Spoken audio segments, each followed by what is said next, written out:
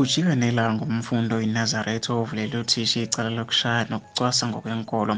2 Uxoshwa esikoleni ngoba enqaba ukugunda ikhanda.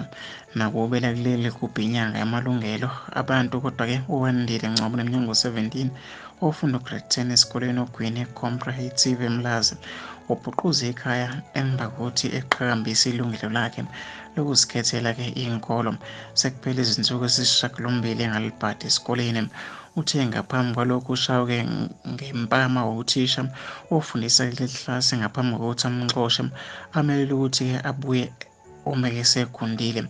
Lesi senzo senza ukuthi amvulele icala emaphoyiseni, kanti lo thisha ongowesifazane oneminyaka ngu-49. Kuthiwa-ke ubevele enkantolo yemantshi yaseMlaza ngaleli cala ngomsombuluko. Umfundi-ke landisa iphephandaba Isolezwe uthe emasontweni amabili adlule isikole sikhipha umyalelo wokuthi akafuneki umfundi onesihluthu noma ngabe-ke oyiNazaretha. Bonke-ke mababuye ngesonto elilandelayo sebegundile noma-ke bephumulile. Ngesikhathi sifika ngomsombuluko eklasini izingane bezigundile kanjalo-ke nezingamaNazaretha ngenxa yokuthi mina-ke ngiye kuthisha omkhulu ngosuku kukhishwe ngalo-ke lo myalelo ngamchazela-ke ngesimo sami. Ngifike ngingagundile okuyinto-ke emcasule kakhulu uthisha osifundisayo. Ungisole ngokuthi-ke okwenza intando yami noma-ke okwenza intando yami. Wathi kwelakhe ikilasi ukukhala-ke isicathulo sakhe, ngakho-ke ongafuni ukugunda kumele-ke ahambe ayofunda-ke kwaShembe, usho kanje. Uthi uphumele phandle ngoba-ke ubeyinhlekisa futhi-ke ezizwe ecaseka. Wayobikela uthisha omkhulu ngokwenziwa-ke yilo thisha, kodwa wathi-ke akangafakwa kulolu daba ngoba-ke ukugunda kwezinwele kuwumthetho-ke wesikole. Uveze ukuthi usebuye eklasini uthisha ongumsola uthumele komunye umfundi ukuthi kambize.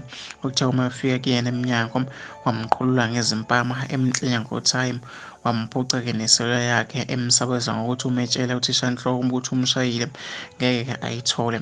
uWandile uthe ukumkhathaza ukuthi ukubhalwa kwesivivinyo ngesonto elizayo noma-ke ukumkhathaza ukuthi-ke kubhalwa izivivinyo ngesonto elizayo. Uveze ukuthi-ke ngonyaka wakhe wokuqala efunda kulesi sikole njengoba-ke esuka eMzinto, uhlala-ke noyisemkhulu ehostela 17 eMlaza. Uyisemkhulu kaMnumzane Sikhosiphi Ngcobo uthe uzamile ukuhlangana nosishanhloko nothisha okuthintekayo ngalolu daba. Uthi unqabile uthisha wathi noma-ke kamdingi eklasini lakhe uma ngafuna ukugunda. Uthe-ke ngowakhe umthetho osebenza eklasini ngesonto elidlule ucele kumhlangano uthishonhloko, kodwa-ke wabhutsha emva kokuthi ethathwe indlela ngosuku abezohlangana ngalo-ke, kusho-ke uNgcobo.